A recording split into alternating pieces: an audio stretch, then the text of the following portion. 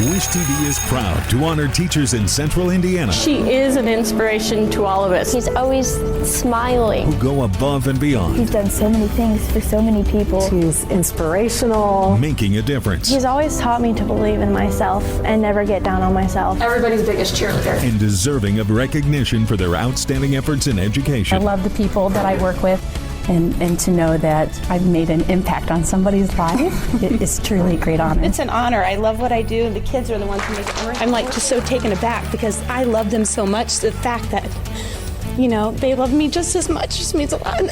Sorry, you're going to have to cut that part out. And you are our winner. Oh, thank you so much. From Wish TV and the All Indiana Podcast Network, this is the Golden Apple Awards podcast, presented by the Marion County Public Health Department.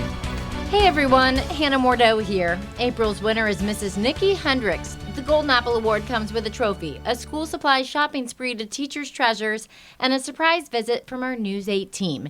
If you listened to our last podcast, you know Mrs. Hendricks is fighting breast cancer and still teaching, even helping to write a series of books to help kids in kindergarten.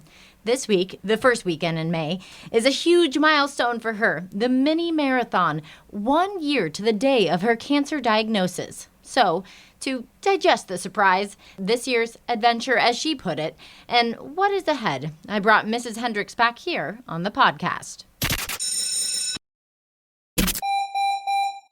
Mrs. Nikki Hendricks, welcome to the podcast. Good morning. Good morning. So the story aired last week. How are you feeling about everything? Good. Much less overwhelming than it was last week. I'm sure. You have little kids there in kindergarten. How are they all responding? They're good. There were lots of little chatter about it and excitement about it afterwards. I thought it was really special that you paired up with Juliana to write not just one book, but now a series of books helping students for years to come. Tell me a little bit about how that all got started. I was actually on my surgery leave, and I was texting with Juliana's mom, and she talked about Juliana's podcast and her feelings with me being gone and having a substitute. And then they just kind of came up with the idea of writing a book, and she asked for my help and to make sure it was kindergarten related. And because she has the knowledge of the social working aspect, I have the knowledge of what a five-year-old understands. So we just teamed up, and like most of my leave, like we just were editing books. She was coming up with them. I was giving my feedback and editing some, and then she got the illustrator on board. So it just took off. That's amazing. That had to be nice maybe during your leave when you were kind of facing the biggest brunt of your cancer diagnosis. Did that help a little bit? Yes, and it gave me something to do because I hated sitting at home by myself doing nothing. I could understand that. That would be hard for me too. And a helpful way for the kindergartners to understand maybe that you were gone for a little bit. Obviously, each student was different. I know one student I talked to didn't even really realize what you were going through, and I'm sure that you wanted to protect them at the same time, while others did know what was going on. What was this past year like for you? Just busy. Like it was like everything moved so quickly. Like it was one thing after another, and just getting through it. And I mean, I was lucky that I got through everything pretty easily. And I always had a positive spirit about it, and just knew I just needed to get it done, get it going, get past it all. And I was fortunate that I got through the surgery well and recovered well, because I came back early and then worked half days during the radiation, and I was ready to come back and get my classroom back and see the kids. And what was that like coming back after going through a cancer diagnosis, and you're still in the midst of the journey of fighting it now? What's that been like? I like routine. So I think staying in my routine helped. And then the first day back, the kids were all excited to see me. So that helped too. They're so sweet how they look at you and love you. You can really tell there's true love in the classroom there. You've been teaching for a long time. Tell me about your career. You said you've taught every grade but second. Is that right? I did. Yep. K through 5, except for second grade. Bounced around quite a bit, but I like the little ones. Did you always want to be a teacher? For the most part, my last couple of years of high school, I actually wanted to be an accountant, but then I fell back to teaching. But yeah, I've been in Center Grove for actually 27 years. I was an assistant for 2 years before I got a teaching job because unlike today, it was hard to get a teaching job when I graduated. But I've been in Center Grove the whole time, 22 years at the school before this one opened. That's amazing. I'm sure you've seen a lot over those 27 years. Yeah. How have you seen things change to where we are now? Just the growth of Center Grove for one. Lots more kids, lots more families. We've seen things like just academically things have changed. Some things have circled back and doing the same thing that we used to do. It's just, but overall, I mean, it's teaching, it's consistent.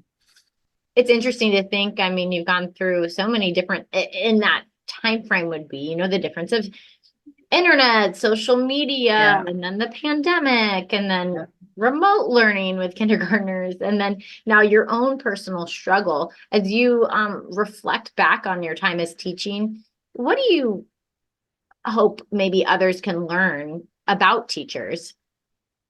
That there's a lot that we have to do. Lots of responsibility, lots of things put on us to handle, especially with the little ones. They need a lot more things than the older kids do. But just that we do have a lot on our plate that we have to handle from day to day. So by the evening, we're all drained, especially by the end of the week. I can't imagine. You mentioned there that when you started, it was a lot harder to get a teaching job. We need more teachers. What would you encourage maybe someone that's thinking about teaching? I mean, what kind of words of encouragement would you give them? Because I know sometimes that first year can be really tough. Yes. And you just have to figure out your groove and how to get through things, what areas you need to focus on the most, and just keep your main focus on the kids and try to just handle the rest of it that goes with it. But you're there for the kids and to help them grow and learn. So that's where your focus always needs to be. I have a daughter who will be starting kindergarten in the fall, so it's really exciting. Yeah. But it's also leaves you thinking, with the pandemic, I know we've seen some fallback in kids and where they are. Are we seeing that get back to, I don't know, normal is the right word, but where things were pre-pandemic when it comes to at least the kindergartners? Yes. And we could definitely see a change, and it's coming back up. It's coming back to more of that normal stage. So definitely, because there was 1 year, I think it was 2 years ago, like we started getting the kids that they didn't go to preschool because it was during the 2020, 2021 time. But now last year we saw some more. So those numbers are increasing again. So they're more ready for school. You're a parent, you have 3 daughters. They're a little bit older now, but still, you're little girls, I'm sure. Any advice to parents on what they should know and how we should better navigate school with our kids and help teachers out? Just preparing them emotionally for kindergarten, which is why that book series is great for parents with the kids going into kindergarten. Because I didn't even realize it or think about it until we did the book series on how many emotions these kids have coming to school, and they don't always show it. The things that they have to learn, how to adjust, how to get through that first year on their own, with their teachers' help, with their parents' help. And I don't think all parents understand what they have to go through also. So just getting them independent, listening to them, trying to figure out, if we need to talk about certain things, or are they struggling with certain things, or how they can help them, and just to always reach out to the teachers or anyone else that has guidance in that. It does feel like a time where, I take my daughter to daycare. I'm there. I'm talking to the teacher every day. And there is it's a new moment of maybe ride a bus. And it's a little bit, you're not in that classroom every day with the preschool teacher like you would be. So it is a big change, I think, for both child and parent. Yep. To read the book with my daughter, but for anyone that hasn't had a chance to read it yet, what would be some pieces of advice from it that you hope parents and students take away for kindergarten, especially?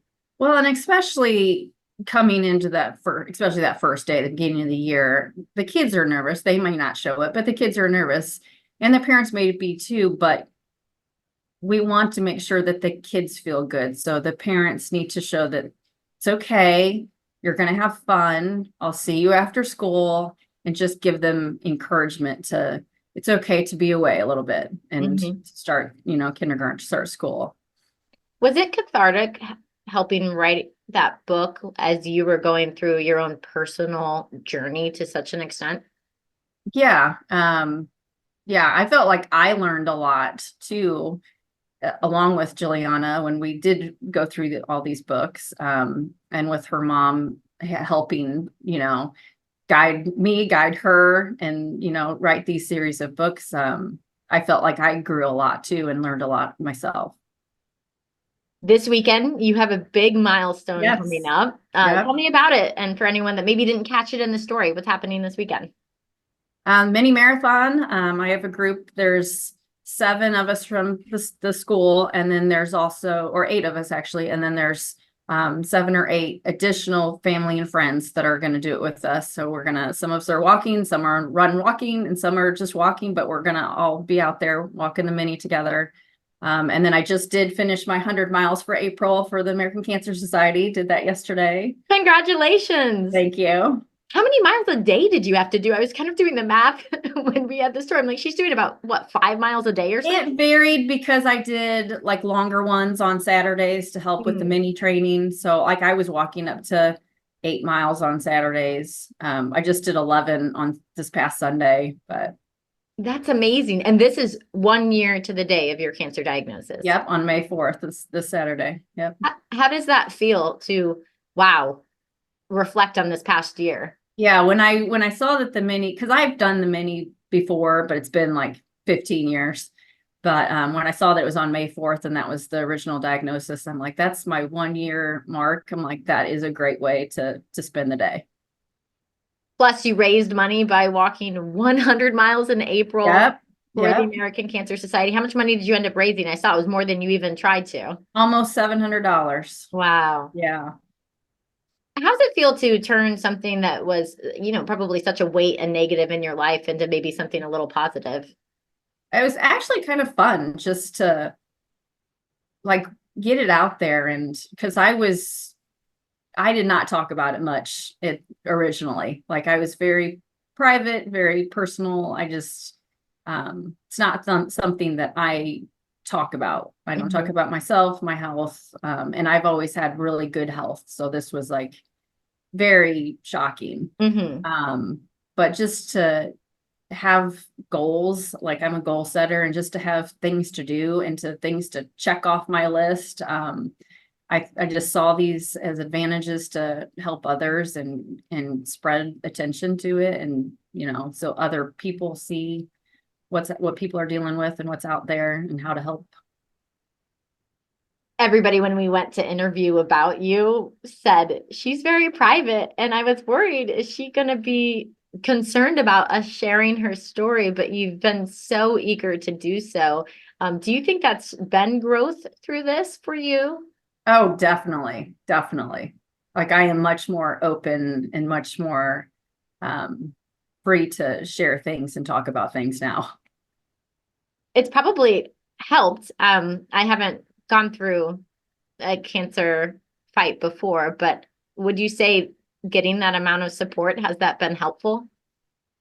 Yes. And when you get something like that or go through something like that, you don't realize it, but once it happens, you realize how many people are out there to support you and to give their help and love to you. That was a big adjustment, and because I'm not one to ask for help either. So even allowing people to help me was a new thing to me.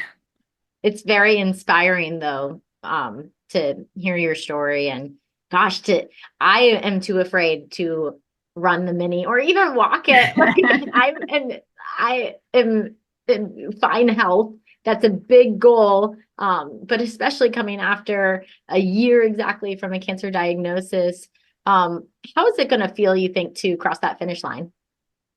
Great. And of course, I already have I have my times that I want to set, and my times that I want to meet, and like a little competitive. Like I want to reach that time that I set for myself. It's not even about just finishing, because I know I can do that, but it's getting that time that I want and getting back to being in my healthy, in shape exercise mode. I just want to get back to where I was before. I know your coworkers said that you were very athletic before. Were you a runner then?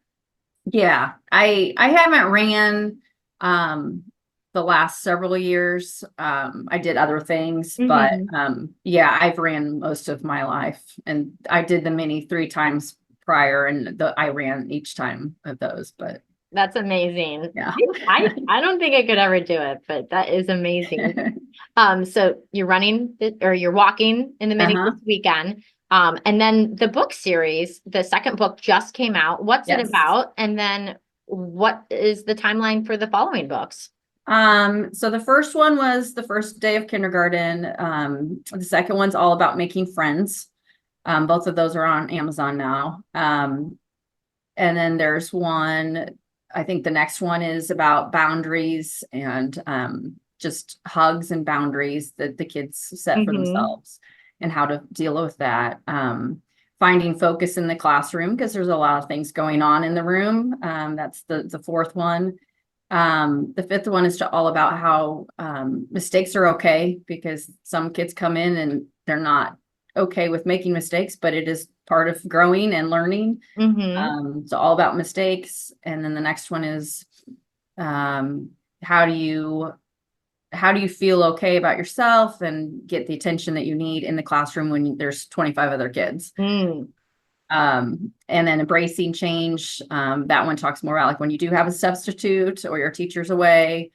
Juliana had to learn that one on her own this year and overcome that. And then the final one is just a wrap up and saying goodbye to kindergarten.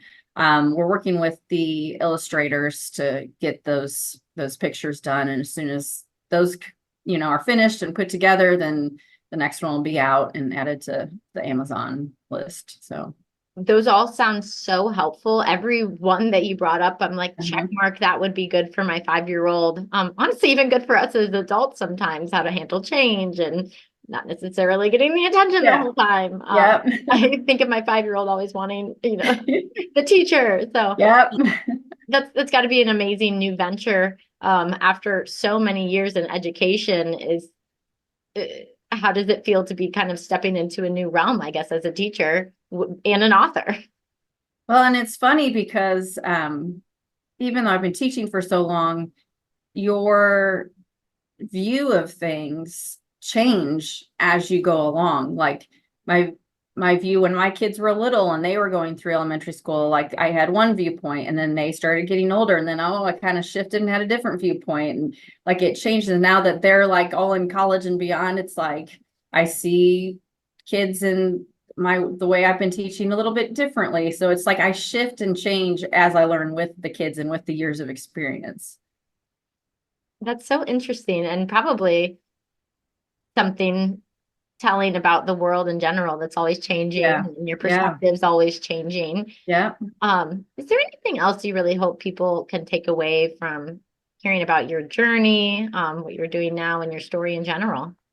I think it's just super important to just be positive, to always look at the positive side of things that you can do and things that you can't control, things you can overcome, and not focus on the negative things. I think when I would go to my treatments and I would sit in the waiting room and look, people watched, and I would look at people, and some people handled things well, some people didn't handle things well. And I think one of the things that, made it easy for me to get through is that I didn't dwell on things, and I was positive, and I just kept thinking, I just got to get through it. I will be fine. I will get over it. And just keeping that mindset of knowing that there is an end point. You'll get through it. Things will be fine.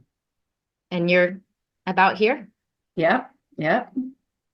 Well, thank you so much for sharing your story and your journey. I know it's been a hard year, but also you've accomplished so many amazing things. And I'm excited for you for this weekend. I know you're going to hit your time, whatever it is. So thank you so much. Thank you. Congratulations to Mrs. Hendricks on her 100 miles walked in April, and best of luck in this weekend's race. From Wish TV, I'm Hannah Mordeau. We're going to continue honoring teachers here in Central Indiana who go above and beyond to make a difference in children's lives. So if you know a teacher who deserves recognition, please nominate them for the Golden Apple Award. It is so easy to do. Just send in a detailed nomination at wishtv.com/goldenapple and listen for the next winner, the last winner of this school year, right here on the All Indiana Podcast Network. The Wish TV Golden Apple Awards podcast, presented by the Marion County Public Health Department. Nominate a teacher and learn more at wishtv.com now.